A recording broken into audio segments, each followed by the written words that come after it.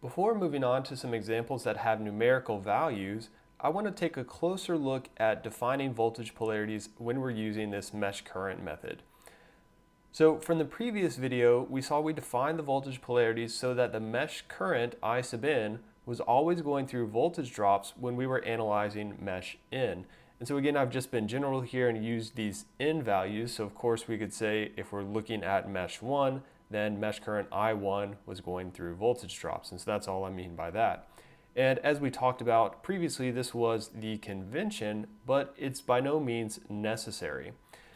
And so if you're like me, when I was first learning this, something from that previous example might have been a little bit weird or maybe a little bit upsetting, and that is our R3 resistor had two different voltage polarities depending on which mesh we were analyzing. And so ultimately that's okay. That's not something we need to worry about. And the reason for that is we need to remember that these voltage polarities that we're assigning here, these VA, VB, VC, and VD, these aren't actual voltages. So if we went into a lab and we measured it, it's not going to change. Of course, how we label it on paper isn't going to change what we measure. Rather, it's just a definition that's helping us in our analysis.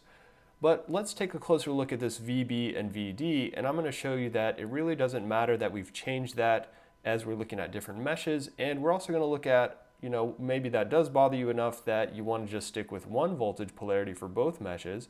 And that would mean that we're breaking this convention up here, but we're going to show that that's not an issue either.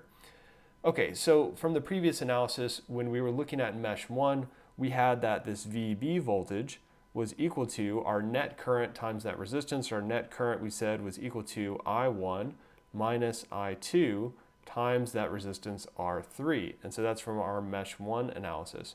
From our mesh 2 analysis, we had that VD is equal to our net current, which was I2 minus I1 times R3. And so again, this is just from our previous videos, but it should be pretty straightforward to get again. Well, let's go ahead and make a slight adjustment to this VD value. You can say that our VD is equal to, let's pull out a negative sign from here and swap the order of these currents. So that becomes negative quantity I1 minus I2 times R3. And so what we notice now, comparing these two, is that our VD is equal to negative VB, or we could of course say VB is equal to negative VD. And so of course this should be pretty obvious. We see the same thing if we look up here in the circuit. So we can see this in the circuit as well. So see in our circuit as well. And so that's just, of course, because we have the polarity switched.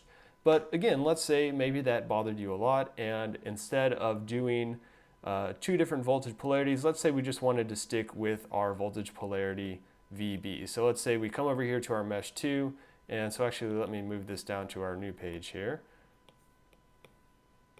So let's say we come over here to do our mesh 2 analysis, and we say, it kind of bothers me to have a different voltage polarity, so I don't want to have a different one, but let's just keep that same, let me make this green, let's keep that same VB that we had defined for our mesh 1 analysis.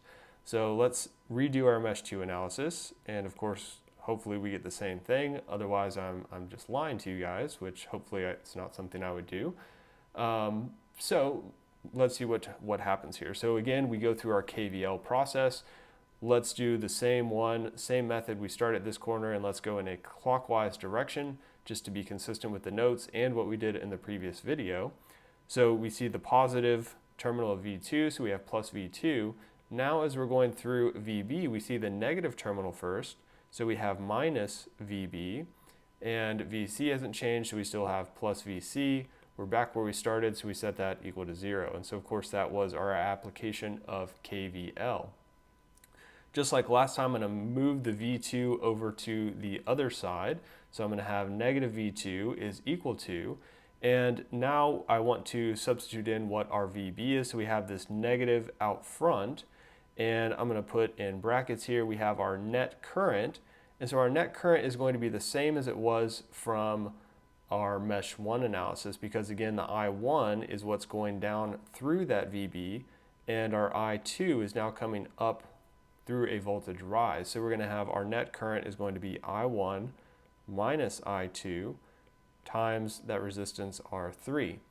And again, our VC hasn't changed at all, so that's just going to be I2 times R2. And that was application of our Ohm's law to get those voltages in terms of our mesh currents. And so of course now we can collect terms. So we have negative V2 still over here on the left.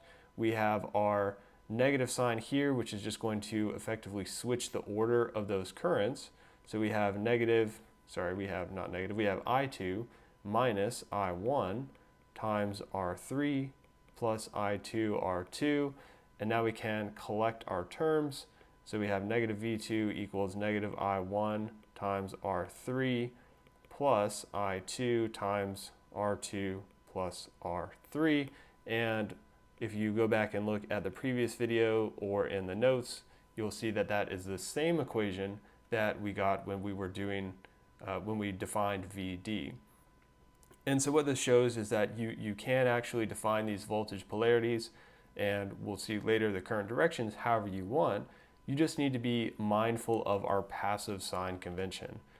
So we always want to be keeping our passive sign convention in mind whenever we're dealing with equations that relate current and voltage. So that of course applies to our Ohm's law step.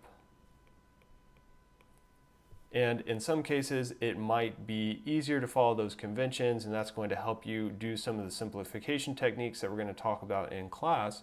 But you do have the freedom to choose these polarities and these current directions how you want.